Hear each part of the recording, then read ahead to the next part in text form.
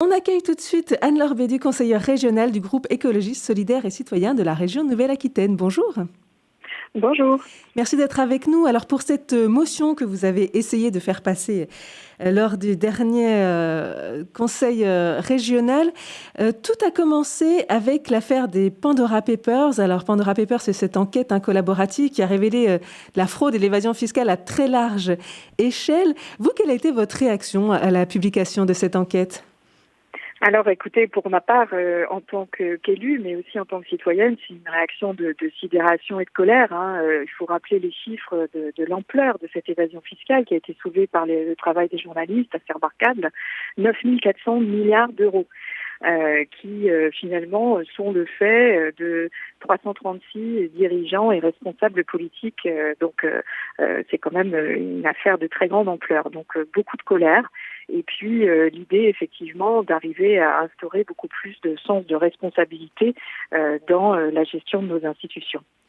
Et puis, vous êtes allé chercher un petit peu peut-être dans les comptes et les finances de la région. Vous vous êtes rendu compte que vous aviez voté, c'était en avril dernier, une subvention pour une entreprise pour développer un solvant vert, Amel. Et vous vous êtes rendu compte qu'en fait, cette entreprise était impliquée dans cette affaire. Oui, tout à fait. Alors effectivement, si vous voulez, nous, ce que nous nous sommes sentis le devoir de faire, c'est de regarder si dans cette affaire de Pandora Papers, on pouvait avoir des liens, des personnes incriminées, etc. Et donc, effectivement, nous avons l'habitude à la région, comme vous le savez, d'intervenir par exemple, des subventions que l'on octroie à des entreprises. Et il se trouve qu'effectivement, nous avons octroyé près de 11 millions d'euros d'aide pour l'entreprise Solvay dans le cadre d'un projet sur l'avenir des batteries, sur les batteries lithium-ion, qui se trouvait en fait dans la ville de La Rochelle, et puis également à Amel, comme vous le disiez, pour 600 000 euros pour la production d'un solvant vert.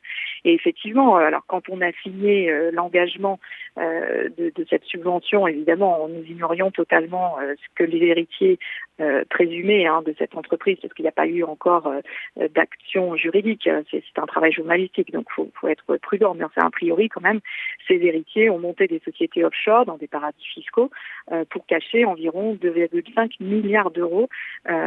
Donc c'est là encore pas négligeable du tout. Donc à partir de là, si vous voulez, nous, ce que l'on a demandé, c'est d'avoir des mécanismes qui soient protecteurs vis-à-vis de nos institutions et qui engagent la région dans la région et les entreprises qui vont recevoir l'argent public pour que, en cas de non-respect de ces règles d'éthique financière, nous soyons en mesure de récupérer cet argent, de bloquer les subventions qui n'auraient pas encore été allouées, etc., etc. Et donc, c'est ce que nous avons proposé parce que, en fait, il faut quand même rappeler le contexte dans lequel on est, c'est-à-dire qu'on sort d'1 an et demi de pandémie, d'une crise sociale et économique qui est ravageuse. On sait qu'on a une concentration dans notre pays, mais en Europe et dans le monde, toujours plus grande des richesses entre les mains de quelques-uns, de quelques milliardaires, et puis le nombre de personnes qui ne parviennent pas à boucler leur fin de mois. Donc, si vous voulez, on ne peut être que totalement choqué par ce genre de chiffres, par l'ampleur de ce qui est révélé et par l'injustice en fait qui est dénoncée par ce travail. En même temps, c'est compliqué pour des élus, j'imagine. Là, vous aviez l'impression d'aller dans le bon sens en soutenant une opération, une entreprise qui développe des solvants verts. Et puis vous vous rendez compte que d'un autre côté, il y a d'autres engagements, d'autres valeurs qui sont mises à mal par rapport effectivement à ces questions fiscales et financières. Oui, tout à fait. Alors moi, c'est ce que j'appelle le syndrome de Pénélope. Il se trouve que j'ai un métier qui est très lié au conseil dans la responsabilité sociale et environnementale, le développement durable depuis maintenant près de 20 ans.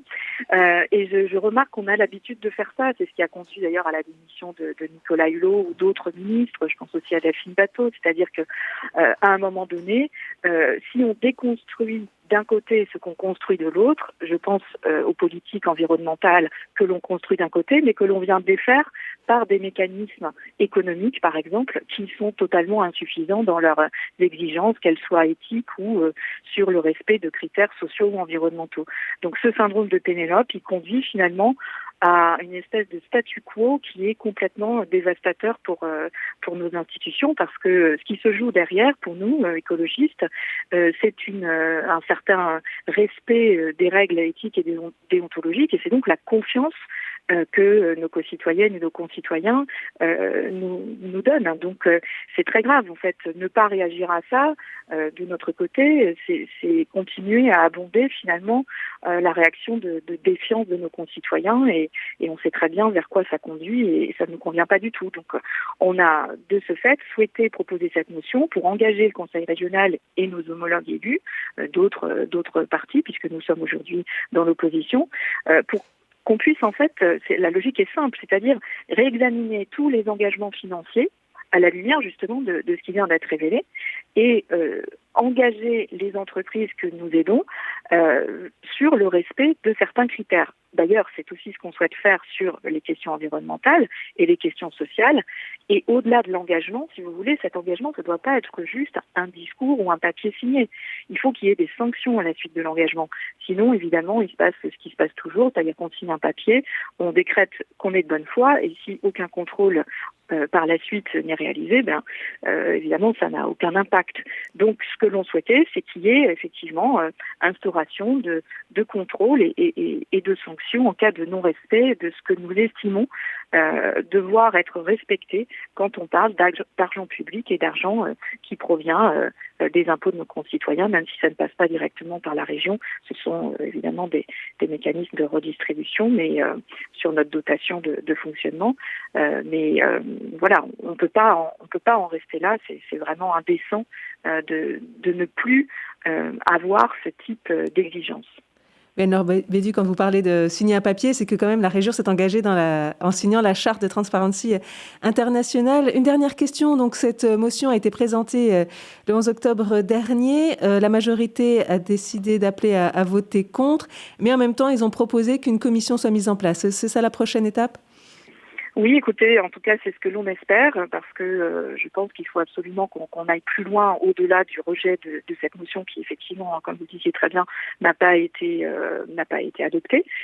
Donc, effectivement, la prochaine étape, c'est de monter un groupe de travail en espérant que nous soyons entendus, parce que pour le moment, c'est vrai qu'il y a beaucoup de réticences, pas seulement d'ailleurs en région Nouvelle-Aquitaine, dans d'autres régions en France, à avoir ce type d'exigence qui serait vue finalement comme une intrusion dans la vie économique. Et simplement, la vie économique, elle suit son cours, évidemment, on respecte le secret des affaires.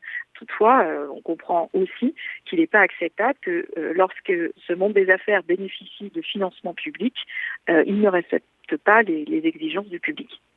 Un grand merci Anne-Laure Bédu, donc conseillère régionale du groupe Écologiste Solidaire et Citoyen de la région Nouvelle-Aquitaine. Merci de nous avoir expliqué cette motion que vous avez déposée la semaine dernière. C'est moi qui vous remercie. Bonne journée. Merci beaucoup. Bonne journée. Au revoir.